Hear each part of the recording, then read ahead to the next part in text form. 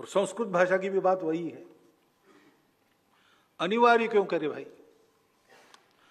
अपनी परंपरा जानना है, भारत को जानना है, तो संस्कृत भाषा का ज्ञान बहुत अच्छा है, होना ही चाहिए।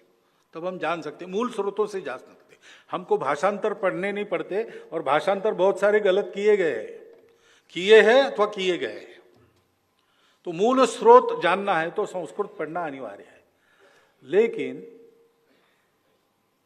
स्कूल में मुझे घर से भेजा, संस्कृत परीक्षा दो, किल्ला पारडी की परीक्षाएं चलती थी, तो मेरा मन नहीं लगा। लेकिन घर में मुझे संस्कृत स्तोत्र सिखाए गए, वो मैंने याद कर लिए। और संस्कृत भारती की पद्धति जब मैंने देखी तो मैंने देखा कि संस्कृत के बारे में शंकित लोग भी उनके प्रशिक्षण वर्ग में आते हैं, 10 दिन में बोलचाल की संस्कृत सीख लेते बड़े आनंद से। सिखाने का तत्व यह है कि सिखाने वाला, उसकी उत्कृष्टता चाहिए, और छात्र के लेवल पर उतरकर उसको सिखाने की उसकी कला चाहिए। तो वो रस उत्पन्न कर सकता है शिक्षा में, क्योंकि शिक्षा बाहर से देना नहीं है, शिक्षा मनुष्य के अंदर के ज्ञान को प्रस्फुटित करने की कला है।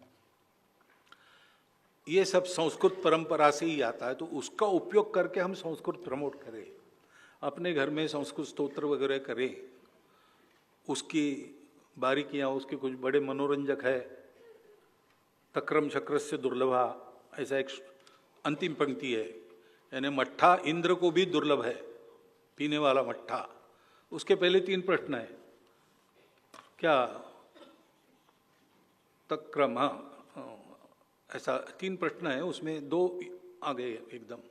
जयंतः कस्य वै सुता कथम विष्णुपदम प्रोक्तम। तो जयंत किसका लड़का है, ये दूसरे नंबर का प्रश्न है। उसके पहले नंबर का प्रश्न है, उसका उत्तर है मट्ठा। हाँ, भोजनांते च किम पेयम, मट्ठा, भोजन के बाद क्या पीना है। जयंत कस्य वै सुता, इंद्र, जयंत इंद्र का पुत्र है। और कथम विष्णुपदम प्रोक्तम, विष्णुपद कैसा है, दुर्लभा। तो 3 प्रश्न पूछे, अंतिम पंक्ति में 3 उत्तर लिखे, तक्रम शक्रस्य दुर्लभा। उसका भाषण तो होता है मट्ठा इंद्र को दुर्लभ है।